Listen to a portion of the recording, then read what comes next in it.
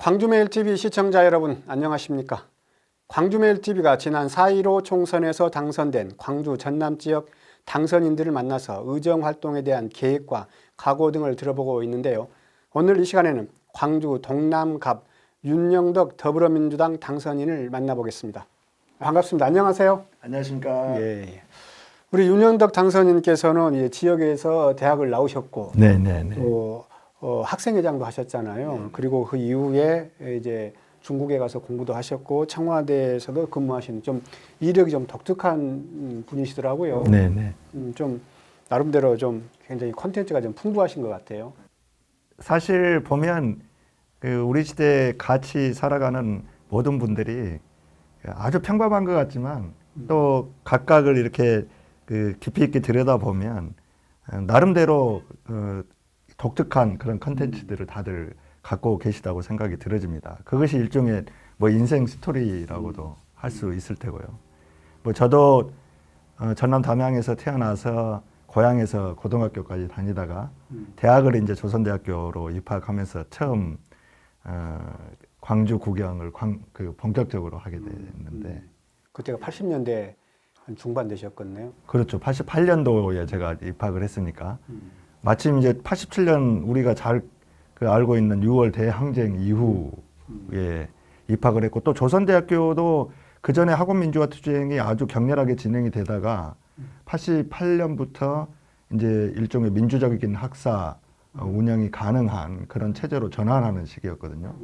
그러니까 제가 대학에 입학한 시대는 제가 다녔던 조선대학교뿐만이 아니고 우리 사회 전체가 일종의 시대적 전환기에 있었던 때였기 때문에 자연스럽게 학생운동에 참여를 하게 됐고 이제 그런 과정 속에서 총학생회장이라고 하는 그 막중한 역할을 맡기도 했고요.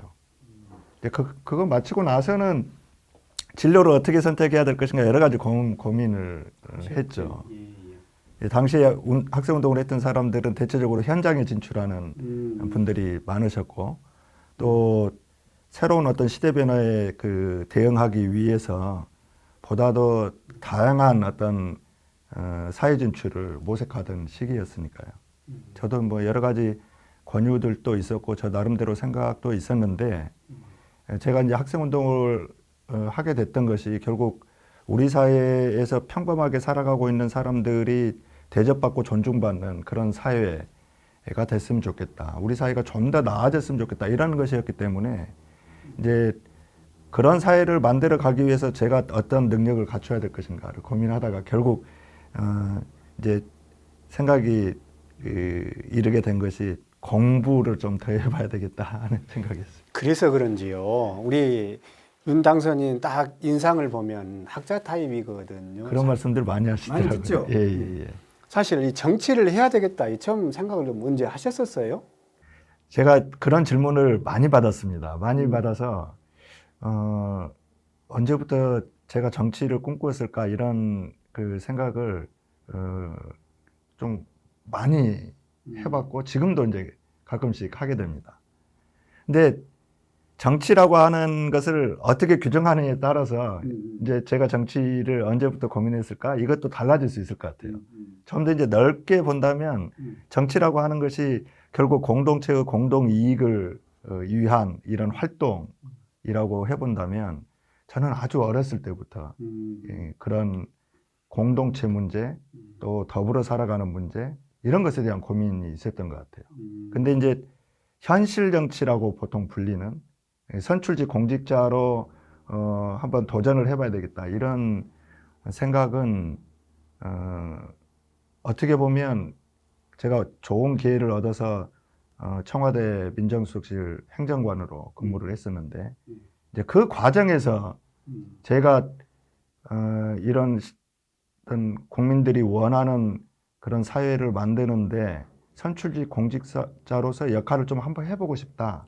그런 생각을 갖게 됐던 것 같습니다. 결국은 이제 청와대에서 행정관을 하시면서 현실 정치에 좀 더 직접적인 어떤 직접적으로 참여할 수 있는 그런 계기가 된 건 맞겠다고 보면 되겠네요. 예. 그렇게 해서 이제 어떤 과정에 일련의 과정을 거쳐서 광주 동남갑, 사실 광주 동남갑 만만치 않은 선거구였잖아요. 거기에서 이제 당선이 되셨습니다. 네. 경쟁도 치열하고 당선된 이유 결과 어떻게 설명하실 수 있을까요? 이게 도전하는 사람들 입장에서 보면 또 선거를 치르는 과정에서 선수로 뛰는 그런 사람들이 생각했을 때는 쉬운 선거구나, 쉬운 선거가 있을 수가 없는 것 같아요. 그렇죠. 모든 곳이 다 어렵고 힘든 곳인데, 저는 이제 아무래도 이제 국장님 말씀하셨다시피 처음 정치에 도전하는 신인이고, 또 광주 정치가 본래 높은 유권자 의식 수준을 충족해야 되는 그런 곳이어서 일종의 출마하는 사람들에 대해서 요구하는 그 수준도 높다고 볼 수 있습니다. 거기다가 오랫동안 이제 지역에서 그 정치 활동을 하면서 인지도가 높은 그런 분들, 상대적으로 상대 그렇죠. 후보고 예. 그런 분들과 경쟁을 해야 됐기 때문에 정말 발걸음마다 최선을 다하지 않으면 안 되겠다 이런 생각을 그때마다 했었는데, 이번에 정말 무명에 가까웠던 정치 신인에게 압도적인 지지를 보내주신 우리 동남구 유권자들에게 다시 한번 감사의 말씀을 드리고 싶고요. 아마 이런 결과가 나올 수 있었던 것은 결국 높은 정치 의식을 가지고 있는 우리 광주 시민들이 광주 정치에 대해서, 그리고 대한민국 미래에 대해서 새로운 변화가 필요하다. 이런 어떤 기대를 담아주셨다는 생각이 무엇보다 앞섭니다. 그 말은 결국 기존의 광주 정치에서 봐왔던 그런 정치의 모습에 만족감을 충분히 느끼지 못하셨던 것 같아요. 저도 이제 그런 생각 때문에 도전을 한 것이기도 하고요. 그 변화가 필요하다라는 것에는 공감을 하는데, 현실 정치에서 특히 국회의원 같은 경우에는 이제 초선들의 역할이 한계가 있다라는 이런 말도 많이 나오잖아요. 그게 어쩔지 그 점에 대해서는 어떻게 생각하십니까? 그런 우려가 전혀 근거 없는 것은 아닐 것이라고 생각을 합니다. 아무래도 그렇잖아요. 부모들이 자식들 가르칠 때 아무리 박사 자식이라 하더라도 또 나이가 먹었다 하더라도 물가에 내놓는 것처럼 우리 유권자들 입장에서 보면 처음 이제 의정 활동을 하는 그런 국회의원 당선인들이 잘 해낼 수 있을까라고 하는 그런 염려들이 당연히 있으실 거라고 봅니다. 근데 저는 가끔씩 제가 이제 강단에서 가르쳤던 학생들한테도 그런 이야기를 하고, 또 지역에서 시민사회 운동을 하면서도 그런 말씀을 드렸었는데, 어떤 변화라고 하는 것, 그 변화를 통해서 만들어지는 새로움이라고 하는 것은 언제나 그런 논란 속에서 꽃이 핀다고 생각을 합니다. 새로운 기대는 그냥 만들어지는 것이 아니라 거기에 대한 끊임없는 도전을 통해서 이루어질 수밖에 없고, 또 변화라고 하는 것은 기존의 것을 어쨌든 바꿔내는 그런 과정이잖아요. 저는 그런 변화를 새로운 인물들에게 맡겨주셨다 이런 생각이 들거든요. 그러니까 저희들이 특히 우리 광주가 8개 지역구 당선자 중에서 이제 1개 지역구를 뺀 나머지 7분이 이제 전부 이번에 초선이시잖아요. 근데 또 아마 우리 유권자분들도 살펴보시면 아시겠지만 8개 지역구 당선인들이 거의 대부분 우리 지역에서 터잡고 활동해 오셨던 분들입니다. 그러니까 저는 어떻게 보면 우리 시대가 요구하는 정치의 어떤 여러 가지 덕목 중에서 소통과 공감 능력이 대단히 중요하다고 생각을 하는데, 그런 측면에서 보면 지역에서 오랫동안 활동해왔던 우리 8개 지역구 당선자들이 광주 시민들과 훨씬 더 깊이 있게 소통할 수 있을 것이고, 광주 시민들이 바라고 있고 또 기대하는 바를 국정 운영에 반영할 수 있는 그런 훌륭한 능력들을 갖고 계실 것이다 하는 그런 생각을 가지고 있고, 저도 이제 그 당선자들 중 한 사람으로서 보다 더 시민들과 가까이에서 시민의 눈높이로 광주 어떤 정치를 대변해 볼 수 있는 이런 역할을 좀 해보고 싶습니다.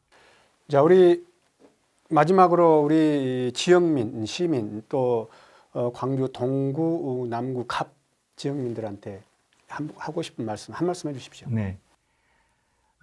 앞에서도 말씀드렸지만 무엇보다도 감사한 마음 다시 한번 전해드리고 싶습니다.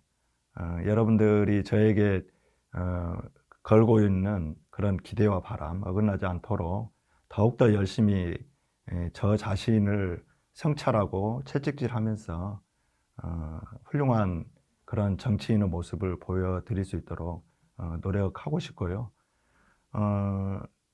아무래도 정치 신인이고 또 초선이기 때문에 유권자 여러분들이 갖고 계시는 그런 우려의 목소리들을 여러 통로를 통해서 듣고 있는데 어떤 분은 그런 말씀을 하시더라고요.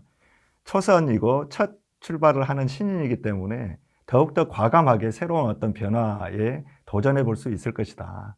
그리고 또 한편으로 보면 어떤 그동안 정치 활동을 통해서 소위 빚진 것이 적기 때문에 자기 할 말하고 또 유권자들의 입장을 제대로 대변해서 광주다운 어떤 그런 정치를 보여줄 수도 있을 것이다. 이런 기대들도 있으신 것 같습니다.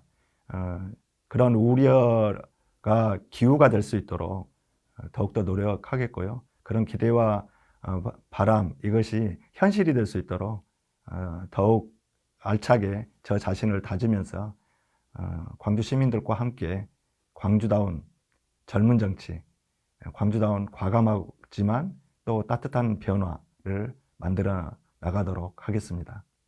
네, 윤영덕 당선인이 갖고 있는 초심 늘 간직하시고 또 앞으로 4년 동안 지역과 국가를 위해 최선을 다해 주실 것을 기대하면서 오늘 인터뷰 여기서 마치겠습니다. 감사합니다. 감사합니다.